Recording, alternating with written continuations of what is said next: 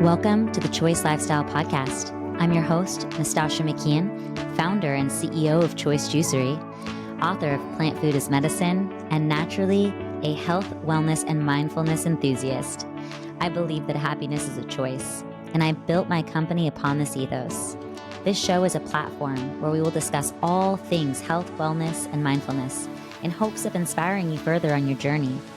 We will be sharing inspiring stories, health, wellness, and mindfulness hacks, as well as anything else pertaining to living your best choice life. My hope is that you may hear something on every episode of this podcast that will genuinely be of value in your life. Welcome back, everyone. This is the Choice Lifestyle Podcast, and I am your host, Nastasha McKeon. Today, I have a very exciting guest that I want to introduce you to, Chris Waker, who is a dynamic and renowned motivational speaker, snowboarding coach, and former professional snowboarder. Despite facing monumental challenges, Chris not only conquered adversity, but also transformed his life into a radiant symbol of hope and empowerment for countless others. Chris, thank you so much for joining me today. Thanks for having me, Nastasha. I'm so excited to be here.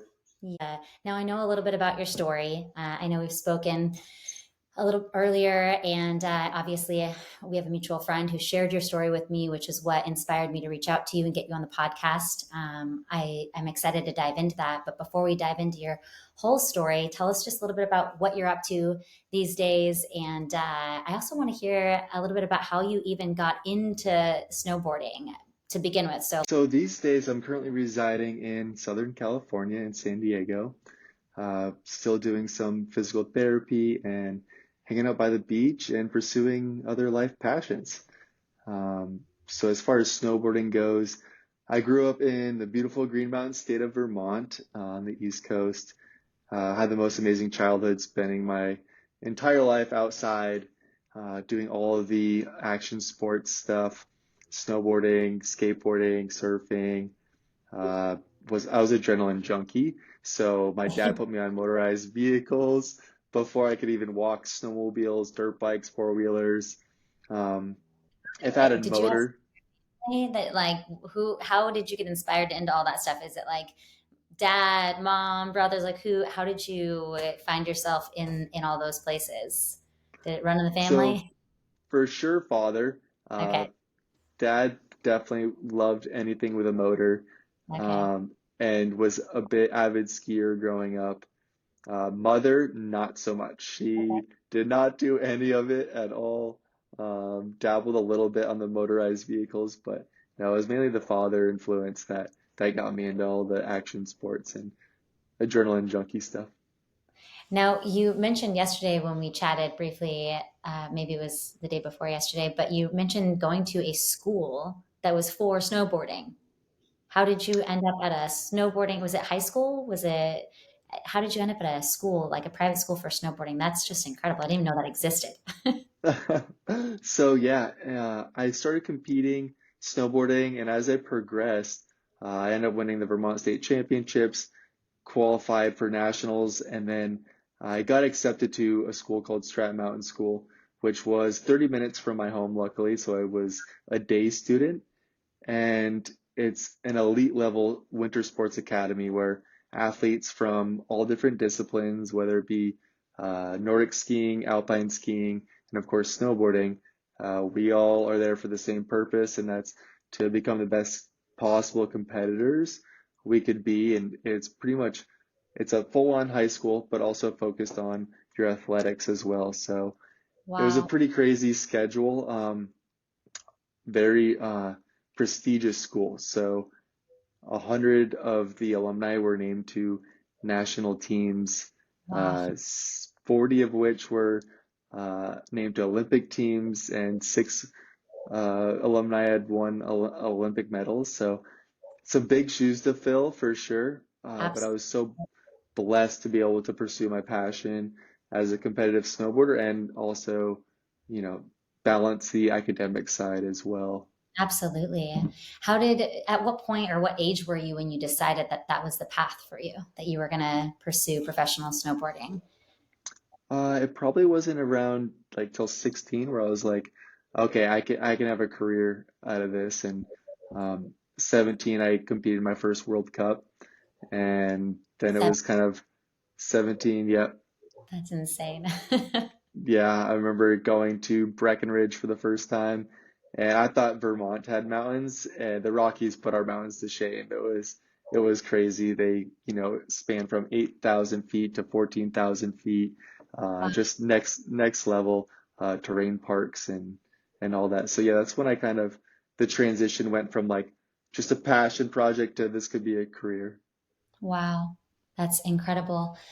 So you go to the school and you start competing at a pretty serious level. How did you transition from being a competitive snowboarder into coaching? Because I think there was a transition there, right?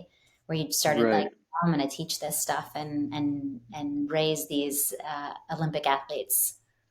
Yeah, so right around 2010, there was an Olympic qualifying year. I didn't end up making the team, Okay. so I was ready to almost give up my passion. I Wow. was like, all right, I'm over it. I'm not making enough money. I'm not really getting the reward for how much I'm putting into it. So, I was ready. My father owned a plumbing business back in Vermont. I was like, you know what? I'm just gonna move back home and become a plumber. Wow. But then, yeah. Luckily, though, there was an Australian program that moved out to Breckenridge every winter they brought like 10 or 15 athletes, and they post up in Breckenridge for the season, and they needed an extra coach. And so they brought me on board, and they had this huge mansion for us to stay in. They had a chef, so free rent, free food, and I was getting paid. Wait, I was like, at this stage, how old were you was at that this? How old were you at that stage? 23? Yeah, 23, you've got a mansion to live in, that's pretty incredible. That's a win-win situation. For sure, for sure. It was definitely one of the hard decision to make those because I was like, after it being my passion for so much, being a competitive snowboarder, I was Yeah. like, how is this going to change like turning my passion into a full 9 to 5 job? But it Mm, was such a blessing to be able to work with these athletes and share that passion with them and the thrill and just watching them go, bringing them to contests in the same situation I used to be in front of hundreds of people. Your mm. heart rate's beating through your chest, and it actually made me just as nervous as I would be competing I to bet. watch these guys compete and watch them progress as well. I would be so excited just to watch these athletes progress and land tricks for the first time. I would be screaming at the top of my lungs and tackling them at the bottom of the hill and just being so stoked. The only thing I can relate to that, because I have never been a coach, but just being a parent and my level of stoke when I started surfing and like learning to surf and, progressing in the sport was so incredible. But then when I started like surfing with my kids and then watching them progress and just being like, like I actually had more fun sometimes watching my kids surf and progress in surfing than I did my own surfing because it was just like beautiful to watch somebody else that you care about and see them excel in something that you're passionate about. So that's the only way I can relate to that feeling, but I relate. Exactly, exactly. And is for me, it was so much more about like coaching them as snowboarders too, but actually teaching them, life lessons too. And I would spend so much time with these kids from the ages of 12 to 18. So, I found it such a blessing to just share my values with these kids too, and just be with them nonstop. So it was cool to see and watch them grow as just not only athletes but humans as well. Absolutely. And yeah, and just to see where they're at now, I've had you know multiple athletes that are still in the U.S. team now, and athletes who have gone on to make their own film companies No that way. are very successful, and so it's just a blessing to see their journey, and it's been amazing just to be a little part of Absolutely. That's beautiful. I'm sure more than a little part of that. that. Okay, so take us through that day, December 24th, I think it was 2020. You're coaching, Yeah. you're on the mountain. Take us through that experience. Yeah, it's such a vivid memory. It's kind of crazy. I remember waking up in Breckenridge. I was meeting up with an athlete that was preparing for a World Cup in a few weeks. It was Christmas Eve. We didn't really have solid plans to go training, but we're like, hey, let's just go up, take some fun laps for the holidays. So I met up with him over at Copper Mountain, and we started lapping through the terrain park. It was a gorgeous, sunny, typical Colorado day. Not Everything was just perfect. The terrain parks were perfect. We were vibing so hard. We were just like sending it off the jumps. I was sending it off the jumps, and I was getting a couple of shots and clips and videos and photos. And we're lapping throughout the day. It's getting a little bit later, and as we're exiting the terrain park, I noticed a little roller up ahead, like a little hill in the run. And I thought to myself, I'm just going to do this little maneuver, jump in the air and turn sideways, something I've done thousands of times before. And I just let my board down ever so slightly, and that caused my toe edge to dig into the snow. And all of a sudden, just whack, I drove my neck straight into the snow, snapping my neck. And I didn't know it at the time. I just kind of knocked the wind out of myself. And as I was laying face down on the ground, I was just thought like, wow, that was a heavy hit. That was pretty gnarly. But I've taken a lot of hits throughout my life. Yeah, I've broken bones and of sprained course. ankles. And so I was just assessing, trying to catch my breath, knock the wind out of myself a little bit. And I went to go pick up my arms, and my wrists were just flopping a little bit, and thought that was very strange. I was like, did I just break both of my wrists? And then I try and move, and at this time, my friend came up to me and was asking if I was okay. And I said, I don't know, something was up, something's really off. And I asked him to grab onto my leg. And a few moments go by, and I asked him again, I'm like, yo, are you grabbing my leg? And he said, yeah. And it was at that moment I realized I was paralyzed and I could not feel 80% of my body. So from that moment on, I was rendered a quadriplegic. I was paralyzed from just above the chest down. And I still have, as a quadriplegic, it's impaired upper and lower body, so all four limbs. So I can still move my arms, Okay. but I do have limited tricep function and finger function. I don't have any finger dexterity, um, which is rendering me a quadriplegic or classifying me. So take me back to that moment when you asked your friend to touch your leg and then you ask him again, like, hey, are you touching my leg? And he says yes. And in that moment, you know that you're paralyzed. What was happening in your head in those moments where it's like, I imagine your life is flashing before your eyes. You're, in a field of professional sports, you've been an extreme athlete your whole life, and you have this awareness of this life might, how this life might change now. In that moment, was there anything that you did or had to do in order to not spiral out, as we all do as humans, right? When we're like, oh my God, things are going to change now. There's a story that comes to mind really briefly as you're telling this. I'm thinking of the story that Michael Singer, he shares. I don't know if it was in his course I took, Living Untethered, or if it's in one of his books. He tells a story about this woman. She goes in for a surgery, and they're going to remove like a wart, and they put up this like screen, and she can't see any of her body, and instead of removing the wart, they remove her hand, and then they remove her arm, and they remove the other arm, and then they remove a leg. And this is a hypothetical story naturally, but the idea is that she doesn't know, she's not aware that anything has changed her, so she's okay, she's fine. It's not until they move the screen and then she sees how her body has changed, and now the stories about how her life's going to be impacted and all these things, and now everything changes in that split second because her mind is projecting now into the future. So I can imagine in a moment like that, the tendency would be to absolutely spiral out and freak out about how your life is going to change. What was happening for you in those moments that you're coming to realize that you might be paralyzed? What did you do? What was happening in your mind? So yeah, I did completely spiral right away.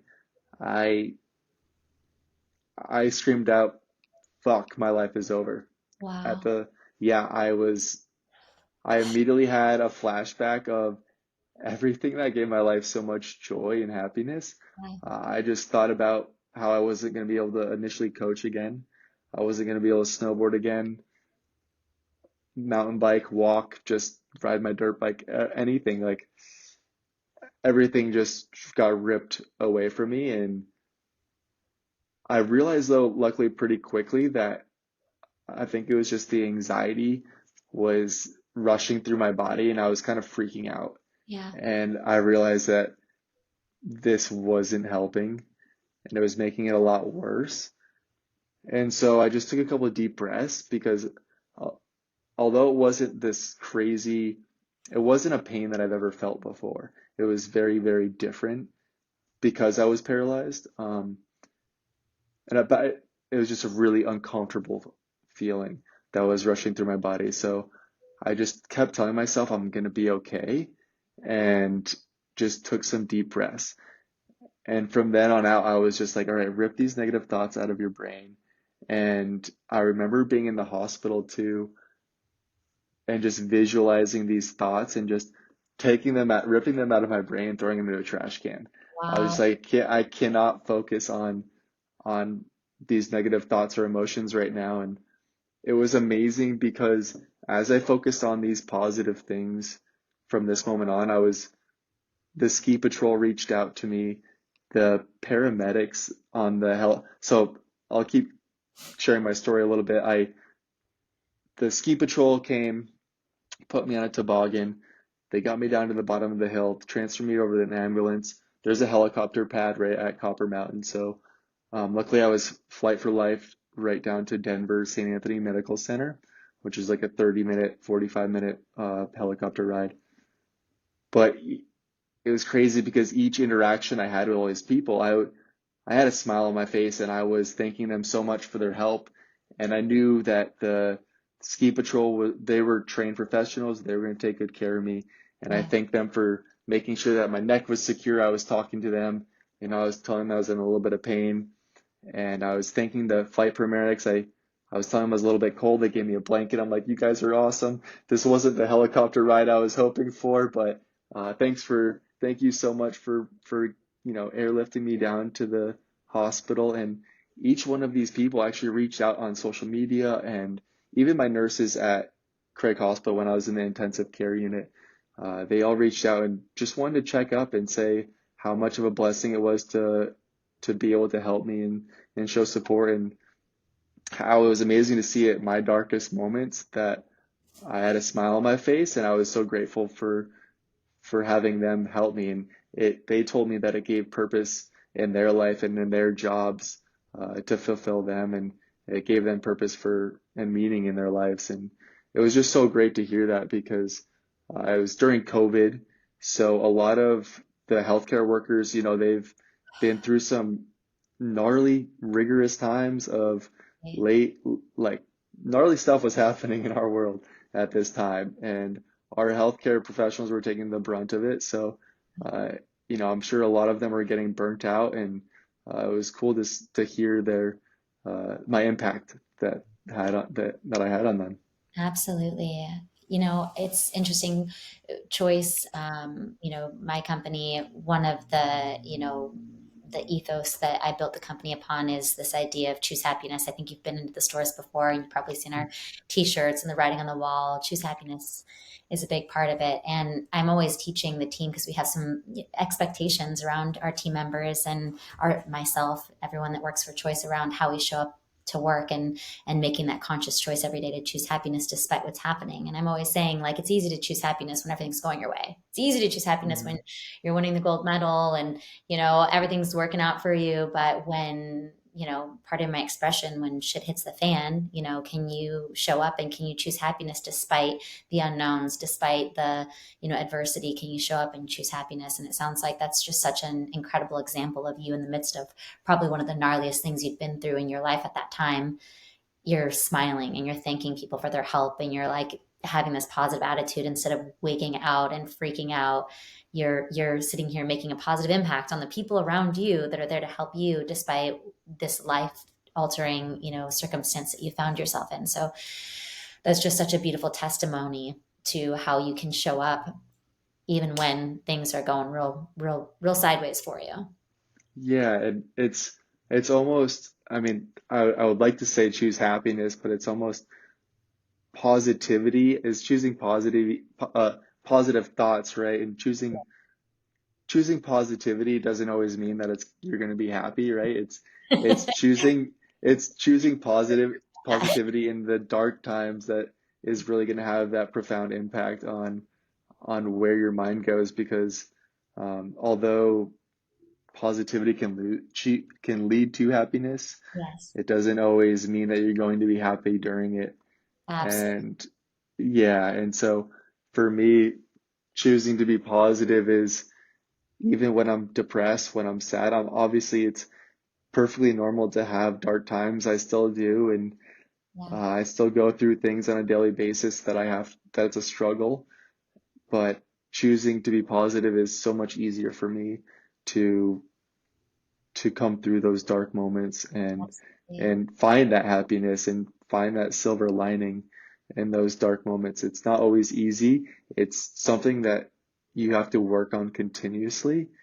And it's like our mind is our strongest muscle, but that's the thing, it's a muscle. You still have to work at it and you still have to, consistently just train it, right? And keep providing these repetitions because it's muscle memory. Literally, your mind is a muscle memory.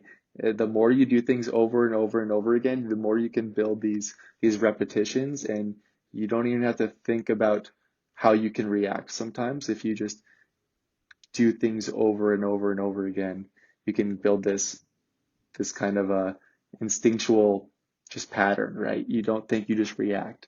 Be like, Yes. all right, it's a shitty situation. I'm Working your just going to be positive. I love that. It's so true. Your muscle memory is so on point because the more you choose those positive thoughts, the easier it is to choose positive thoughts. You know, if you've been steering the ship this way for a long time towards negativity, it's going to be really hard to make that first choice to like make a positive, to choose the positive thought over the negative one, to see the glass is half full instead of, half empty. It's going to be really hard that first time. Just like when you go to the gym and you lift that weight for the first time, it's like, this is really heavy. This is really hard. But if you keep going to the gym and lifting that weight with time, it gets easier and easier to lift that weight, it becomes more and more natural. And so I feel the same way as you when it comes to positive thinking, positive mindset. It's something that you work towards and you work towards it every day because life is always going to have its challenges. No matter what you do, no matter who you are, you're not going to be sheltered from life. Pain is inevitable. It's a part of life. We're going to lose people. We're going to have setbacks in life. We're going to have challenges in our life, but how we show up to those challenges, that's our choice. And when you're practicing positivity every day, choosing those positive thoughts as often as possible, when those hard times come, it's a lot easier to get through them because you've got that muscle memory. It's a lot easier to make those positive choices. So around your thoughts, it's beautiful Yeah. sharing all. Yeah. And I'm not sure if it's like from snowboarding either, like just learning tricks, trying tricks over and over and over again, failing time after time, building that muscle memory, right? Then you're just I feel like it builds that resiliency.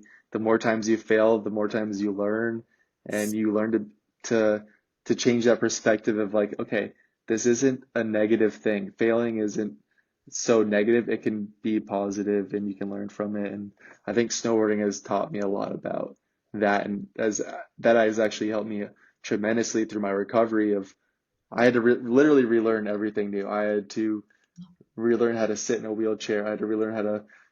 It took me 2 hours to get my pants from my ankles to my knees. Wow. I had to relearn how to manage my bladder, my bowels, Wow. deal with muscle spasticity, but just having that resiliency and that mindset of, okay, like you got this. Yep. Let's just be positive and keep pushing. And I had the most amazing community in the hospital. One of my good friends from back home in Vermont moved out to be by my side for months at a time, and Wow. he was in the hospital with me, and we were always just cracking jokes and making fun of each other and That's amazing. dressing me up in a mermaid outfit in the pool and just having just having so much fun in like the darkest moments of my life. And I think that really just it just changed the trajectory of my recovery for sure. I love that. I believe that. I have a question for you that came through while you were sharing your story originally when we were talking, and I wanted to save it for here. But you did mention that, the resiliency could be a byproduct of your training and you have a background as being an athlete, and that makes a lot of sense to me as well. But I am always curious, like, is it nature or is it nurture? Like, do you think that you're wired a certain way? Do you think that, or do you think it is, that it was nurtured through your parents and through your athleticism and your training and all that stuff? Or do you think to some degree it's nature? It's kind of how you're wired. You kind of came in a certain way. What are your thoughts around that? Maybe both. I think my upbringing definitely had a lot to do with it, though. Uh, just my parents were never the athletic parents were like, you need to win. You need to be they were, every time I went to a contest, they're like, where are you going? Okay, have fun. Like, That's great. what, my father was definitely, uh, he motivated me so much just to have fun. And he's like, oh, you want to snowboard?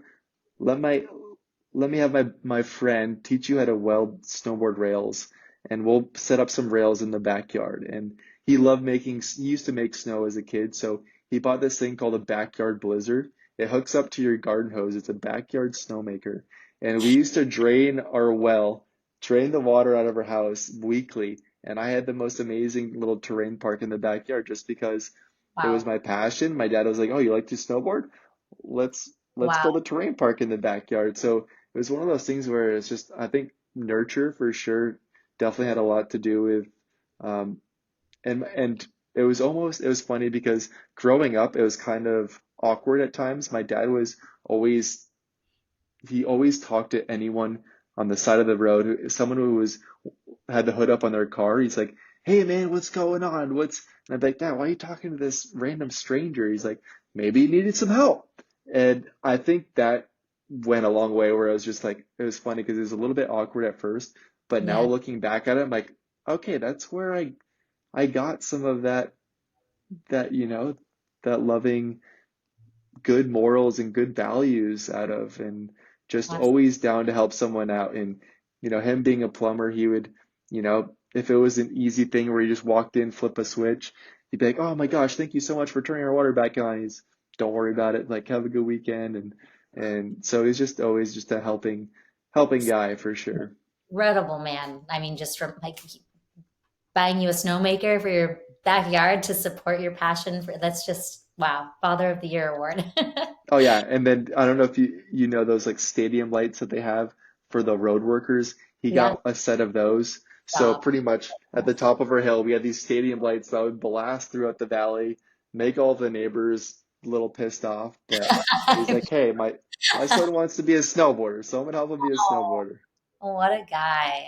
He Yeah, sounds incredible. That's yeah, amazing.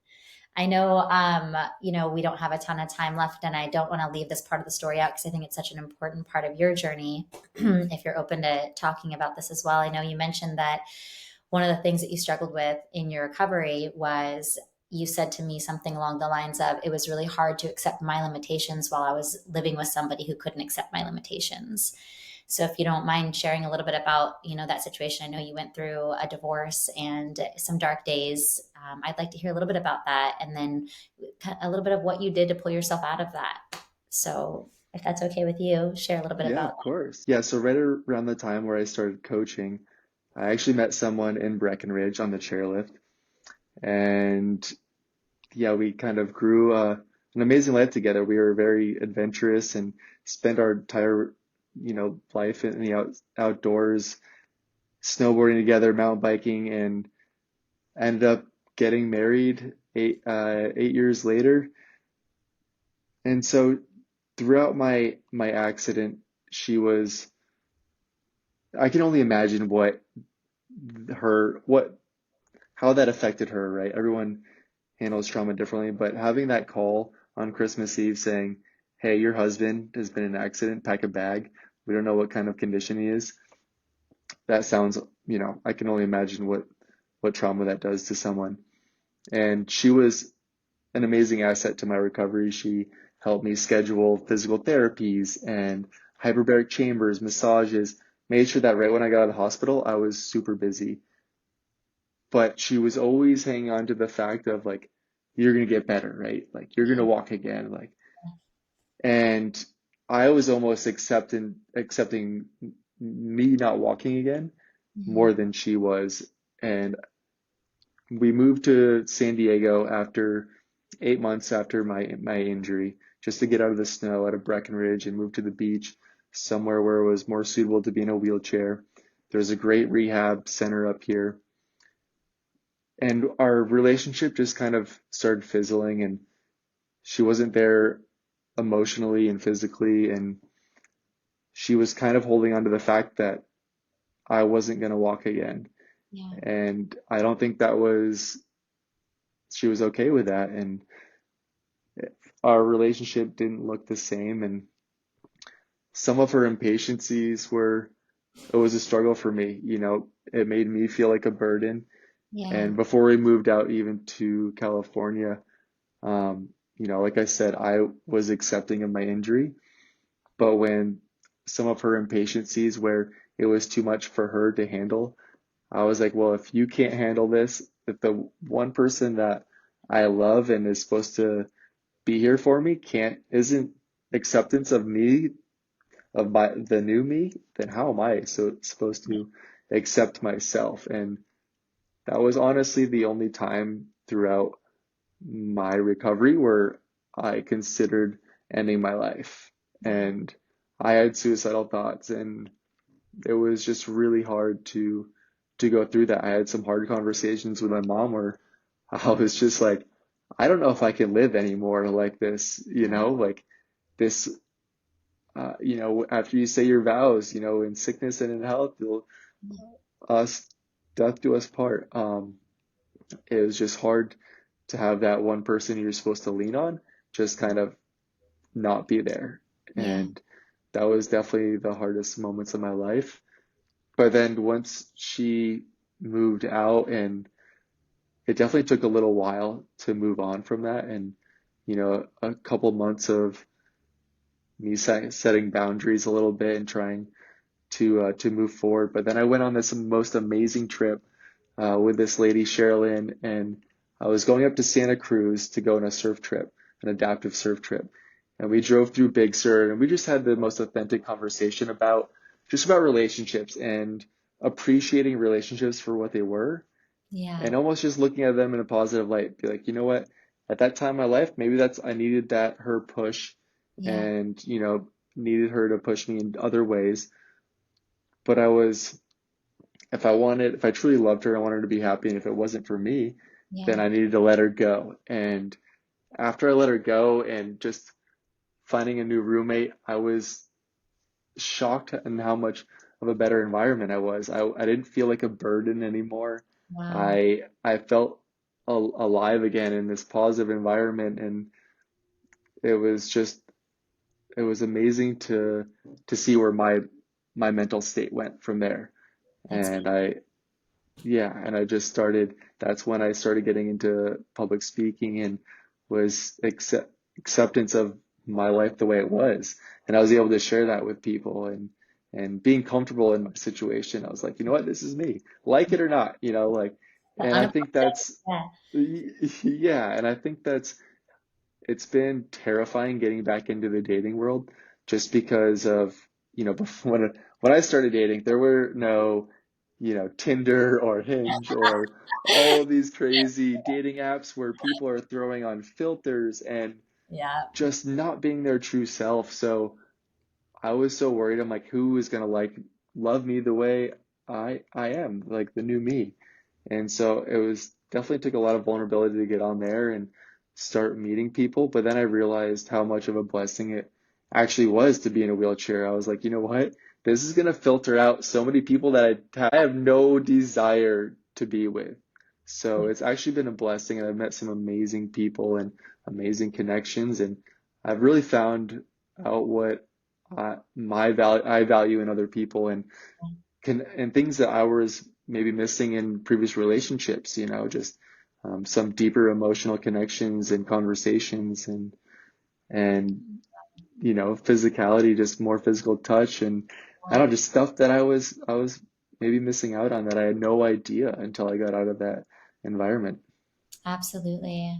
I love how everything that's happened to you, I relate because, I've been through a lot of difficult things in my life and I've always had to like spin it. It's like, of course, I go through the dark days, the dark night of the soul moments where it's like, I don't want to go anymore. I can't do this. But then it's like you get to that and then you spin it, and it's like, what's the positive? What's the next best positive thought I can reach for, and like turning it and then being able to, they say hindsight is 2020. It's like being out, getting far removed and being able to look back and find the blessing, find the gift. What I heard you say when you were talking about, that the loss of that relationship, it's like there was a process of letting go. And one of my favorite books on the planet is David Hawkins' book, Letting Go. It's like such a powerful, powerful book. But the whole idea, I mean, the goal in life is to be able to get to a place where you can let go. Attachment causes suffering, attachment to what I once had, attachment to who was once in my life and what my relationship once looked like, and being able to let go and accept what is such a huge part of finding peace within, which ultimately I think leads to more happiness in our lives. So you've done such a beautiful job of doing that, and then not only finding happiness in your life but also like being an inspiration to so many people. Going around speaking and teaching this mindset stuff is just so beautiful. It's truly an inspiration to hear your story, so I really appreciate you sharing and getting really vulnerable on the podcast, because I'm sure it's not easy to talk about all this stuff, especially the relationship stuff and those dynamics. Like that's some really personal stuff, so I appreciate you opening up with us and sharing all about that. Yeah, of course. And I think being vulnerable, the one thing I've learned since my injury is vulnerability is actually such a blessing.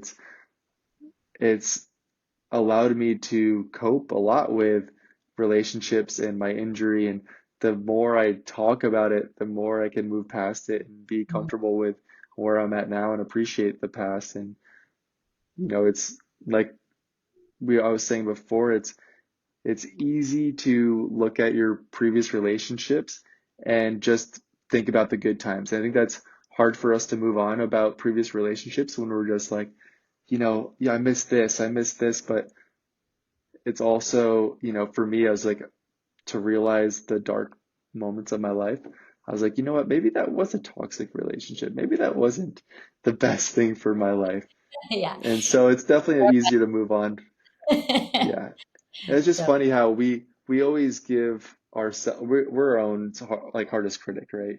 And we course. always give everyone else like put everyone else on a pedestal. Like you're Yes. amazing, you're great. I'm Uh, awful. I'm nothing. I'm worthless. But right. it's all about perspective I and couldn't agree. mindset. If you don't mind, just a note to leave us on here before we close out. I would love if you have like any advice. When you face those hard moments in your life and you had to shift into that positive mindset. Do you have any tools, any advice, any tricks of the trade around like just being in acceptance, letting go, choosing the positive? If you have any words of wisdom for us, I'd love to hear, what your thoughts are on somebody who's going through a really tough time right now, in the midst of maybe they're going through a divorce or maybe they're going through a really difficult situation in their life. Like, what's one piece of advice that you can offer them being on the other side of some of those, adversities? Looking back now, what's something that you could tell somebody that's going through a tough time right now? Yeah, so I like to go through a quick little process of my first step is always acknowledgement and acceptance. I'm like, okay, I'm in this deep, dark spot, and knowing that it's perfectly okay and normal to be in that place.